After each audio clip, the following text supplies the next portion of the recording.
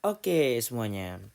Nah, jadi ini udah ada 2 video dari playlist tips trading. Nah, ini adalah video ketiga dan kali ini adalah tips trading kripto menganalisa market menggunakan yang namanya adalah dynamic support resistance menggunakan exponential moving average atau moving average. Oke. Gimana caranya?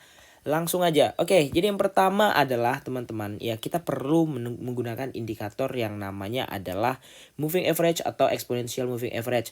Ada yang bilang, "Bang, gimana cara atau apa pembeda antara EMA dan MA?" Nah, sebenarnya aku juga bingung ya, pembedanya apa. Cuman sejauh ini aku nggak pernah pakai moving average doang. Aku pakai eksponensial karena kalau menurut aku yang mana eksponensial ini adalah rata-rata atau perhitungan dari nilai eksponensi. Nah, gimana sih jelaskan eksponensi di matematika itu? Nah, ada namanya bilangan eksponensi yang menunjukkan kalau ini tuh bisa menjadi area atau daerah gitu ya, eksponensialnya gitu. Bilangan eksponensianya gitu. Oke. Nah, jadi caranya gimana? Jadi langsung aja ya. Yang pertama kita hapus semua indikator ya. Kita hapus semua indikator, kita tambahkan di sini 3 indikator yang namanya EMA. Ya, di sini aku pakai EMA atau exponential moving average. Kalian aku bikin aturannya gimana, guys. Ya, kita masukin 3 ya. Nah, di sini udah jadi semuanya. Nah, apa yang perlu disetting? Yang pertama adalah yang pertama kita setting di sini kita bikin di sini jadi MA 9 ya. Yang pertama bisa aja 50 ya, 50 bisa bebas sebenarnya. Nah, apa ini? Ini adalah periode, yang mana periode ini menunjukkan semakin besar atau semakin panjang garis waktu yang kita gunakan untuk menganalisa pergerakan daripada candlestick. Nah, di sini aku pakai biasanya itu 50, kemudian aku pakai 99 ya. Nah, kita ganti dulu yang 99 ini warnanya jadi warna apa ya? Merah deh. Nah, kemudian di sini kita ganti ini yang paling gede ya. Yang paling mentok kita pakai 200 dan kemudian stylenya kita ubah warnanya jadi apa ya? Hijau deh. Nah, ini juga kita terangin dulu guys ya. Biar enak ya. Nah, nih tadi nih. Kita terangin dulu biar enak gitu ya. Nah, kita terangin biar enak, yang atas juga 50 kita terangin biar enak. Tapi bisa aja kalau teman-teman cuma mau pakai 99 sama 200 sebenarnya nggak masalah. Semuanya sesuai selera, tapi yang penting cara bacanya tuh bisa gitu. Oke. Nah, jadi cara bacanya adalah yang pertama, yang paling atas itu adalah MA yang paling kecil ya. Jadi misalnya kalau teman-teman pakai kan bisa aja ada yang pakai setting 9, 26 dan juga 50 ya. Nah, jadi yang di paling atas itu harus yang paling kecil. Oke. Nah, yang paling atas itu harus yang paling kecil. Nah, karena di sini aku pakai yang paling kecil itu adalah 50. Jadi 50 ini harus yang paling kecil. Dia yang warna biru ya kan. Nah, jadi dia kalau kita mau mendapatkan aturan yaitu adalah uptrend atau tren naik, EMA paling kecil harus berada di atas kayak gini. Nah, ini kita namakan sebagai gold cross atau golden cross atau golden moment. Yang mana ketika semua EMA atau kita pilih 2 aja itu crossing atau yang kita sebut sebagai gold cross, itu akan mengakibatkan tren yang bernama uptrend berkelanjutan. Begitu juga sebaliknya jika tren memotong kayak gini berpotongan tapi arahnya ke bawah dan EMA paling kecil berada di bawah EMA lainnya ya, itu akan menimbulkan yang namanya downtrend. Oke, paham ya sampai di sini ya. Nah, jadi ibaratnya ya kita melihat pergerakan mana yang cocok dan sesuai. Nah, jadi kita mau pakai yang di sini ada yang namanya adalah dynamic ya. Dynamic itu apa? Dynamic itu adalah bukan konstan. Kalau misalnya kan yang biasa kita pakai kan yang kayak gini ya, ini klasik ya namanya. Ini klasik support dan klasik resistance.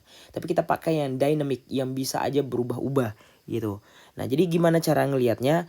Nah, di sini ya teman-teman, di sini EMA 50 ini berjasa banget. Karena di sini teman-teman bisa lihat, dia turun ke EMA 50 kemudian terjadinya pemantulan. Karena apa? Karena orang tahu oh di situ ada EMA 50. Jadi tren memantul. Oke. Ya, kemudian di sini EMA 99 ini hampir kena ke EMA 99 baru dipantul dan tren berubah menjadi tren naik lagi. Dan di sini juga ya, di EMA 50 itu turun, kemudian mantul lagi, dan di sini turun mantul lagi. Dan di sini semuanya akhirnya kerjebol. yang artinya EMA udah nggak sanggup menahan pergerakan momentum. Dan akhirnya terjadilah dead cross yang terjadi sampai sekarang. Begitu juga dengan yang sekarang ya. Nah, jadi EMA ini aturannya kalau dia berada di bawah ya, di bawah tren. Misalnya ini tren ya. Ini adalah yang kita namakan sebagai dynamic atau dynamic support. Dia bakal ngeretes di antara ketiga ini. Kalau misalnya kena yang ini mantul, artinya tren masih bagus. Kalau kena yang di bawahnya mantul, masih bagus. Kalau kena di bawahnya tiba-tiba jebol, artinya hati-hati kita udah mengalami peralihan tren. Oke, begitu juga dengan ketika tren sedang berada di bawah ketiga EMA tersebut ya. Nah, artinya ini adalah yang namanya resistance ya, dynamic resistance. Nah, ada dynamic support, ada dynamic resistance. Nah, kapan terjadi dynamic support dan dynamic resistance ya?